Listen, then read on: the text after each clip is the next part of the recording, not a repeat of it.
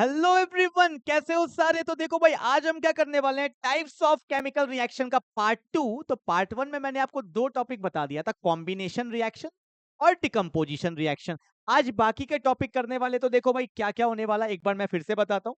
Combination and decomposition ये हमारा part 1 वाले वीडियो में हो चुका है।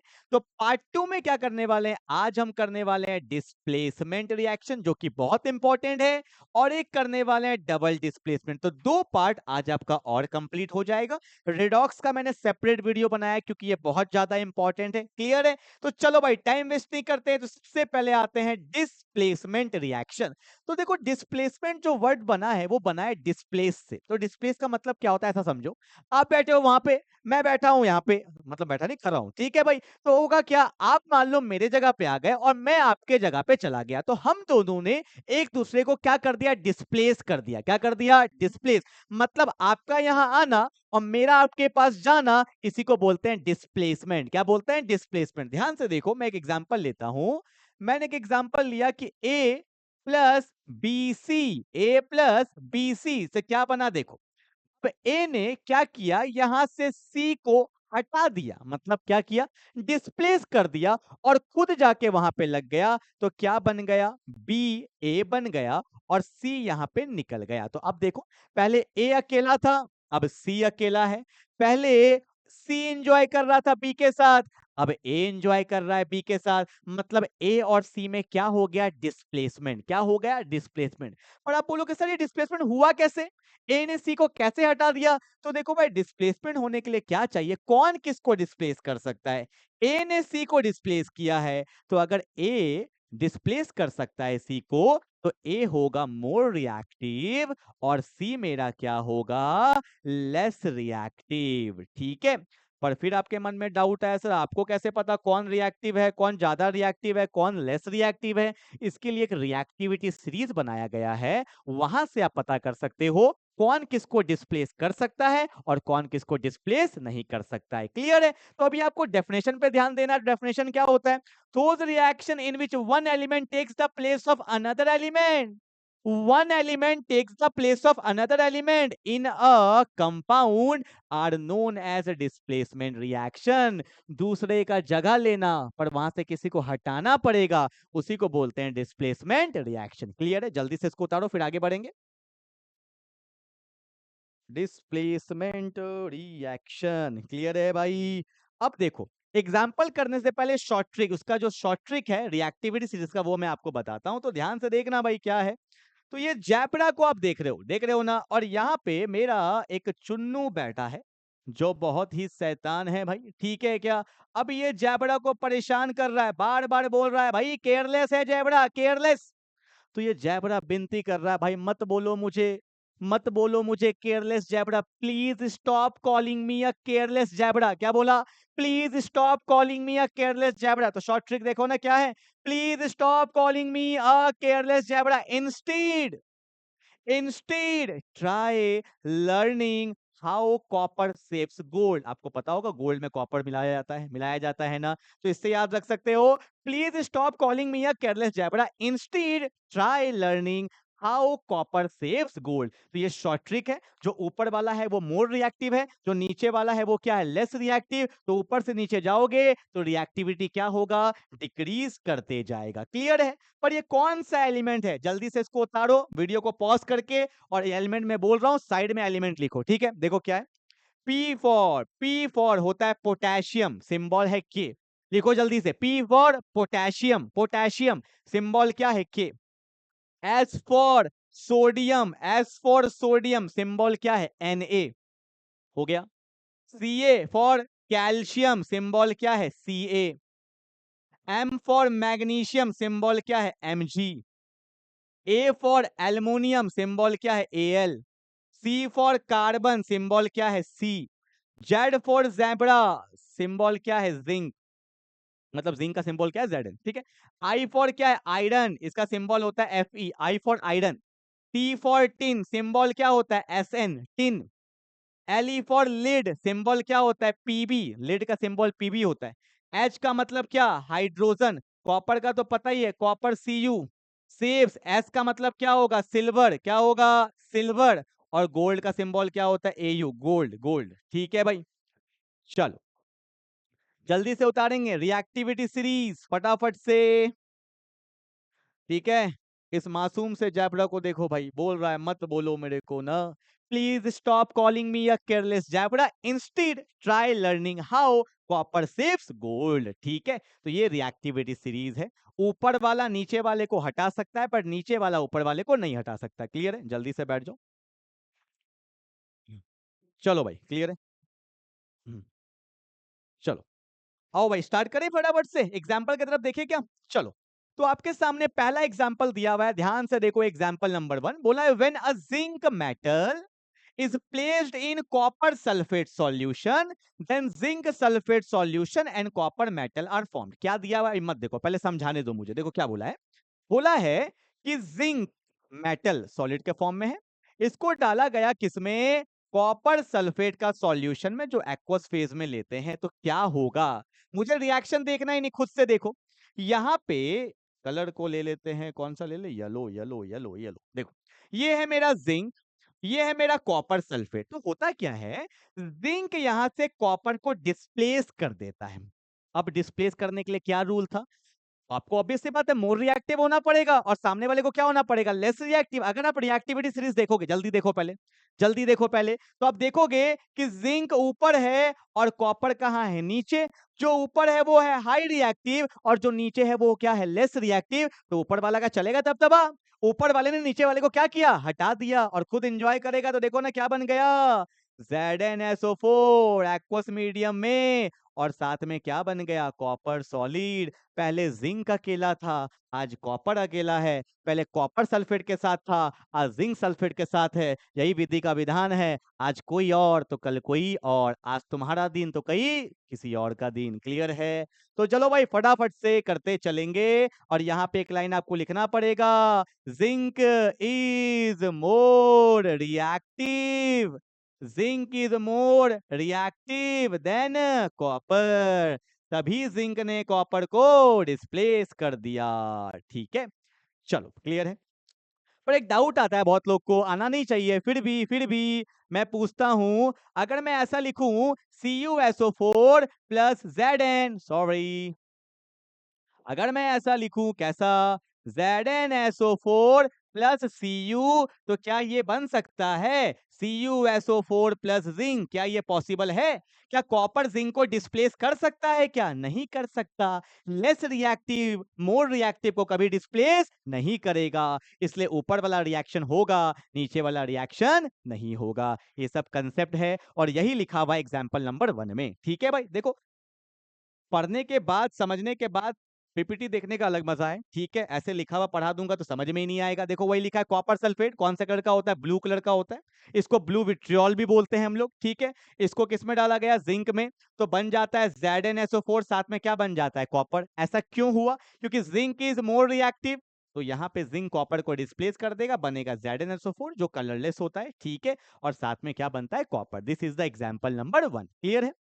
चलो भाई, तो एक एग्जांपल मैंने आपको अच्छे से बता दिया, बाकी में दिक्कत नहीं आएगा। फिर से देखो क्या बोला है, When a piece of magnesium metal is placed in copper sulfate solution। ठीक है, आओ मैं एग्जांपल लेके आपको बताता हूं। पहले पीस ऑफ मैग्नीशियम मेटल, तो मैग्नीशियम सॉलिड के फेज में, साथ में क्या ले लेंगे? CuSO4 सॉल्यूशन है तो एक्वस फेज में लेंगे। अगर आप देखोगे फिर से रिएक्टिविटी सीरीज को पहले देखो ना, तो आप देखोगे कि मैग्नीशियम ज्यादा रिएक्टिव होगा किससे? कॉपर से, क्योंकि मैग्नीशियम ऊपर है और कॉपर कहां है? नीचे है। तो क्या बन जाएगा? MgSO4। यहाँ पे कौन है? एक्वस। और साथ में क्या बन जाएगा? कॉपर सॉलिड बनेगा ना। क्यों हुआ? कौन सा रिएक्शन हुआ? पहले तो बोलोगे डिस्प्लेसमेंट रिएक्शन। क्यों हुआ डिस्प्लेसमेंट? क्योंकि Mg is more reactive than copper. Is it clear? समझ में आया क्या? वही मैं यहाँ पे बताऊंगा। कॉपर सल्फेट ब्लू कलर का है, मैग्नीशियम, तो Mg क्या करेगा? CuSO4 में जाएगा, कॉपर को हटाएगा, बनेगा MgSO4 और साथ में क्या बनेगा? Cu। ठीक है, MgSO4 है ना, तो इसको आप ऐसे लिख सकते हो MgSO4, 4 नीचे। वैसे ये भी ठीक है पर एक्चुअल में ऐसे लिखते हैं। ठीक है ना, MgSO4। ठीक है, चलो ये भी किसका एग्जांपल हो गया? डिस्प्लेसमेंट का एग्जांपल हो गया। ठीक है, इतने क्वेश्चंस कर लो, इतने एग्जांपल कर लो कि ये तो मैंने आपको बता ही रहा था। ठीक है, चलो एग्जांपल नंबर 3, यहाँ पे देखो क्या बोला है, iron metal react with dilute hydrochloric acid to form iron 3 chloride and hydrogen gas. अब मैं डायरेक्टली यहाँ पे आपको बताता हूँ, ठीक है, ये तो बैलेंसिंग के बाद आया है। यहाँ पे कौन है, HCl है, यहाँ पे आयरन है, आयरन किसको हटाएगा, H को। अब देखोगे रिएक्टिविटी सीरीज में आयरन ऊपर है, हाइड्रोजन नीचे है, तो क्या बन जाएगा, Fe के साथ रिएक्ट करेगा तो बनेगा FeCl2, और साथ में कौन सा गैस निकल जाएगा, हाइड्रोजन गैस। हाइड्रोजन को हटाया, निकलो वहां से, तो कौन सा रिएक्शन हो गया, डिस्प्लेसमेंट, ठीक है। तो H2 बनता था, यहाँ पे H1 था, इसलिए बैलेंसिंग करने के लिए क्या आया, 2 आया, ठीक है ना, क्लियर होगा आपको। यहाँ पे कौन ज्यादा रिएक्टिव है, iron is more reactive than hydrogen. फिर यहाँ देखो magnesium metal react with hydrogen, वही है, मैग्नीशियम ज्यादा रिएक्टिव है, हटाएगा तो क्या बन जाएगा, MgCl2 बन जाएगा, साथ में कौन सा गैस निकलेगा, हाइड्रोजन गैस निकलेगा, ठीक है। तो मेटल्स जो होते हैं वो अक्सर ज्यादा रिएक्टिव होते हैं एज कंपैरिजन टू क्या, हाइड्रोजन, ठीक है। चलो हो गया भाई, डिस्प्लेसमेंट क्लियर हो गया, एग्जाम्पल आपके सामने दो अच्छे से बता दिया। और यहाँ पे भी देखो हाइड्रोजन को तो हटा ही देगा मेटल्स, ठीक है। चल चलो भाई आगे बढ़ते हैं, एक लास्ट टॉपिक हमें, अच्छा एक क्वेश्चन भी है, अच्छा देख लो भाई। बोला है Fe2O3 आयरन का ऑक्साइड है, एल्युमिनियम है, तो ऑब्वियस सी बात है एल्युमिनियम ज्यादा रिएक्टिव होता है आयरन से। अभी देखा था हमने ना, कहाँ गया जैबरा, यहाँ देखो एल्युमिनियम ऊपर है, आयरन कहाँ है, नीचे, तो कौन किसको डिस्प्लेस कर सकता है, एल्युमिनियम आयरन को। एल्युमिनियम आयरन को डिस्प्लेस कर दिया तो बना Al2O3, साथ में Fe, कौन सा रिएक्शन है, तो डिस्प्लेसमेंट रिएक्शन, ठीक है। कॉम्बिनेशन तो नहीं होगा, ऑब्वियस सी बात है, डबल डिस्प्लेसमेंट पड़े ही नहीं है, डिकम्पोजिशन तो दिख ही नहीं रहा, वो तो टूटने में होता है, साफ साफ दिख रहा है कौन सा रिएक्शन है, displacement reaction. Is it clear, शायद एनसीईआरटी का क्वेश्चन है ये वाला।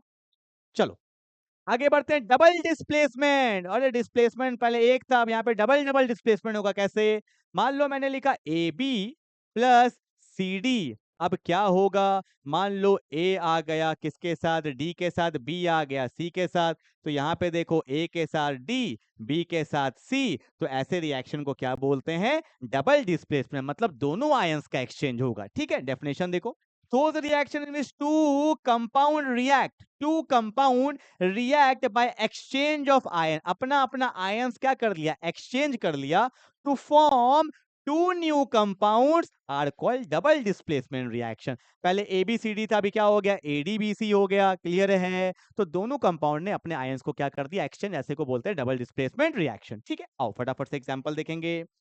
एग्जांपल नंबर 1 क्या है, सिल्वर नाइट्रेट, याद है फर्स्ट पार्ट में मैंने बताया था, सल्फेट, नाइट्रेट, फॉस्फेट, ये सब पता होने से ना कंपाउंड समझ में आता है।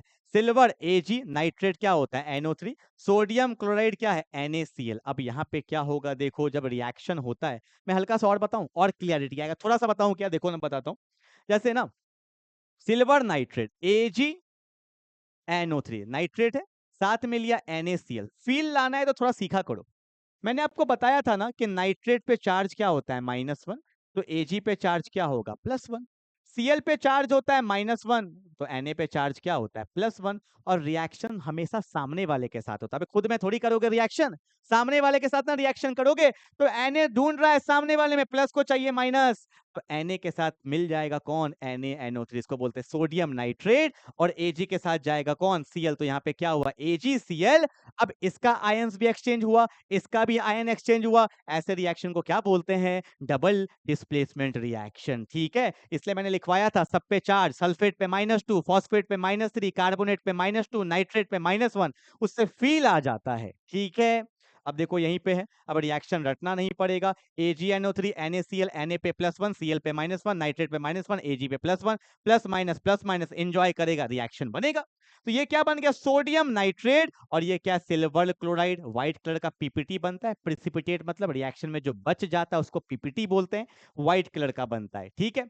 अगला देखो क्या बोला है, व्हेन पोटेशियम आयोडाइड, जिसको Ki बोलते हैं, potassium iodide Ki is added to lead nitrate PbNO3, ठीक है। लेड Pb पे जो ऑक्सीडेशन स्टेट आता है वो +2 होता है, और नाइट्रेट पे -1 होता है, इसलिए 2 ले लेते हैं, तभी तो -2 होगा। तो लीड नाइट्रेट के साथ क्या है, Ki है, तो यहाँ पे क्या बनता है, Pb जाएगा आयोडीन के साथ, तो बनता है PbIO2, इसको बोलते हैं लीड आयोडाइड, और बनता है पोटेशियम नाइट्रेट, ठीक है। तो देखो दोनों आयन एक्सचेंज हुआ, Pb के साथ आई गया, K के साथ नाइट्रेट गया, तो ये भी क्या हो गया मेरा, डबल डिस्प्लेसमेंट रिएक्शन, क्लियर है। I hope you will get the point, कोई दिक्कत तो नहीं है। आप बोलोगे सर PbI2 क्यों बना, PbI क्यों बना, अरे जस्ट बोला ना, Pb पे +2 होता है, और I क्या है, halogens, fluorine, chlorine, bromine, iodine. सुनो, फ्लोरीन, क्लोरीन, ब्रोमीन, आयोडीन, ये सब पे चार्ज -1 होता है। यहाँ +2 है, यहाँ -1 है। प्लस माइनस में तो अट्रैक्शन होगा पर चार्ज सेम नहीं है। बताया था ना, क्रॉस मल्टीप्लाई कर दो तो क्या बन जाएगा, पीबी पे 1, आई पे 2, तो बन जाता है पीबीआई2, इसलिए पीबीआई2 है। ठीक है ना। चलो, और नाइट्रेट पे तो -1 होता है और के पे क्या होता है, +1, तो पोटेशियम नाइट्रेट। ऑक्सीडेशन स्टेट से ना फॉर्मूला बहुत क्लियर हो जाता है। ठीक है, चलो आगे बढ़ते हैं। डबल डिस्प्लेसमेंट के 2 एग्जांपल समझ में आ गया, डिस्प्लेसमेंट समझ में आ गया। अब एक आध क्वेश्चन मैं आपके लिए लेके आया हूं, फटाफट से करेंगे। कहाँ है भाई क्वेश्चन, ये देखो। बोला है, right the balance chemical equation for the following and identify the types of reaction in each case. ओहो, बैलेंस भी करना है, फॉर्मूला भी लिखना है, आपका तो दिमाग खराब हो जाएगा, क्योंकि फॉर्मूला तो अब दिक्कत होता है बनाने में। सीखो क्या बोला है, देखो। अच्छा, टाइप भी बताना है क्या, पहले बोला है बैरियम क्लोराइड, तो बैरियम होता है Ba, क्लोराइड तो BaCl2 होता है फॉर्मूला। पोटेशियम सल्फेट, इसका फॉर्मूला होता है K2SO4। ठीक है, इसके साथ रिएक्शन हुआ तो क्या बनेगा, बैरियम सल्फेट बनेगा, तो बनेगा क्या, BaSO4 बनेगा, बैरियम सल्फेट। ठीक है, और साथ में potassium chloride, potassium chloride that is क्या बनेगा, KCl बनेगा। पहले तो बताओ ये कौन सा रिएक्शन है, डबल डिस्प्लेसमेंट दिख रहा होगा, Ba के साथ SO4, K के साथ Cl, दोनों आयन का एक्सचेंज हुआ है। तो पहला वाला रिएक्शन क्या है, डबल डिस्प्लेसमेंट। क्या है बोलो ना, डबल डिस्प्लेसमेंट। ठीक है, बैलेंस कर दे, काम तो आपका है पर मैं ही कर देता हूं। Ba1 है, Ba1 है, Cl2 है, Cl1 है, तो Cl यहाँ पे 2 लग जाएगा। ठीक है, हो गया। K2 है, K भी 2 है, सल्फर 1 है, सल्फर 1 है, ऑक्सीजन 4, ऑक्सीजन 4, रिएक्शन बैलेंस हो गया, कुछ भी नहीं था। चलो ठीक है, अगला है zinc carbonate. Zinc carbonate, zinc carbonate होता है ZnCO3, बताए थे कार्बोनेट पे चार्ज -2 होता है। ठीक है, और ये टूट गया किसमें, zinc oxide ZnO plus carbon dioxide CO2, तो ये दिख रहा है टूट गया, तो डिकम्पोजिशन हो गया। क्या हो गया, डिकम्पोजिशन। बैलेंस करो, zinc 1, carbon 1, oxygen 3, oxygen 3, balance है रिएक्शन। क्लियर है भाई।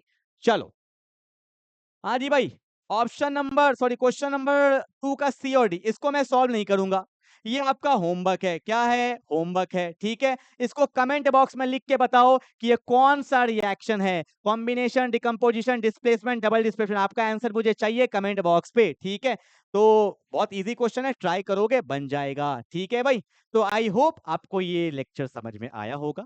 तो मिलते हैं अगले लेक्चर में, जहां पे मैं आपको रिडॉक्स पढ़ाने वाला हूं। इसी तरह से पढ़ते रहिए, बहुत जल्दी मैं चैप्टर वाइज सीरीज लाने वाला हूं, बहुत ही जल्दी। सारे चैप्टर का, क्लास 10 का, फिजिक्स, केमिस्ट्री और बायोलॉजी का, सारे चैप्टर का पूरा सीरीज लाऊंगा। अभी एक दो चैप्टर, एक दो टॉपिक ला रहा हूं, उसके बाद पूरा पूरा सीरीज लेके आऊंगा। ठीक है, मिलते हैं अगले क्लास में, तब तक के लिए बाय बाय।